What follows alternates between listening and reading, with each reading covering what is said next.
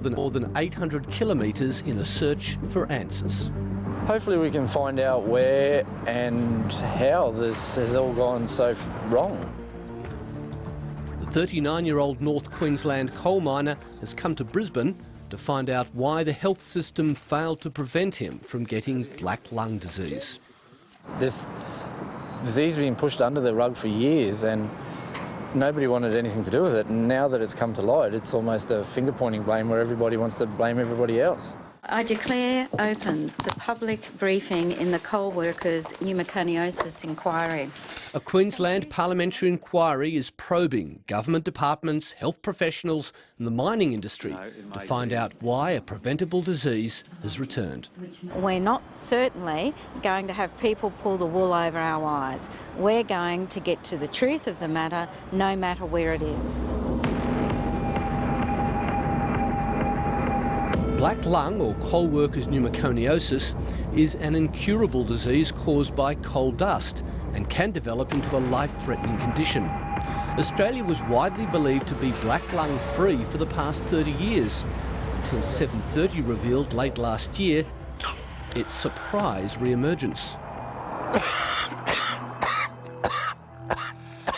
I'm on tablets to keep me going. And now and then I still bring up a bit of blood. Shortness of breath, can't walk far, dry cough, and that coughing up of a morning with a small streak of blood through it. At least 15 underground coal miners have been told they have black lung.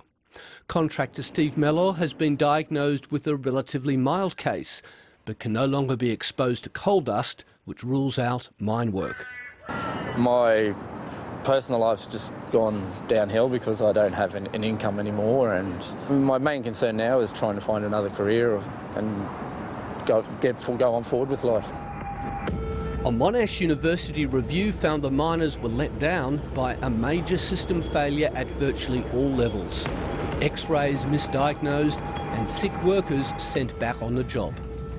There have been a calamity of mistakes that have been made over many years, and we are going to drill down and get to the detail of what went wrong and why and who was responsible. Hi, Dad. Hello. The inquiry is being chaired by Labor's Joanne Miller, who has a deep personal interest in coal mining safety. Her father is a retired coal miner with a history of lung problems, while her grandfather died of black lung disease. Mr Patel, I have here the report on the Queensland Coalboard Coal Miners Health Scheme, commonly known as the Rathers Report. Today she grilled senior bureaucrats from Queensland's Mines Department about years of apparently missing information. A report identified up to 75 cases of black lung back in 1984, but it's unclear what happened after that. We're struggling to find comprehensive intelligence on what occurred between the Rathers report and the implementation of the coal workers scheme almost a decade later. So it's possible that there's a significant number of confirmed cases that are basically tucked away in the archives somewhere that no one's been really notified about. We didn't come prepared for this briefing session to address that specific issue. The department has been doing work to look back at the historic records and review them.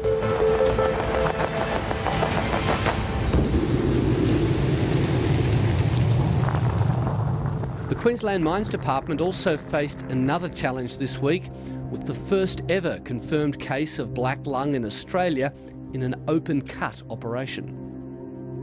Company doctor told me it's not going to kill me, but I don't know. I haven't really talked to anyone about it. I'm trying to get a doctor, to find out more about it.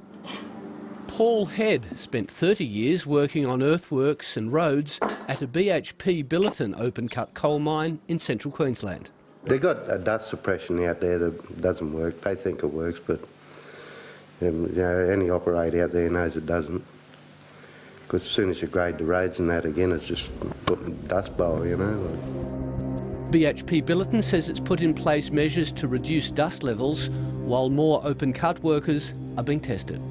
What the companies have been doing is saying to any concerned worker, whether they operate in an open cut mine or an underground mine, if they have a concern, they can have a recent X-ray re-read or indeed have a new X-ray. There are about 13 underground mines in Queensland. There are about 40-odd open cut mines, so now the whole of the coal mining industry in Queensland is within scope of this inquiry. Achieves a level of risk which is equal to... While Steve MELLOR says the inquiry is helpful, it's still a tough time for everyone in the industry.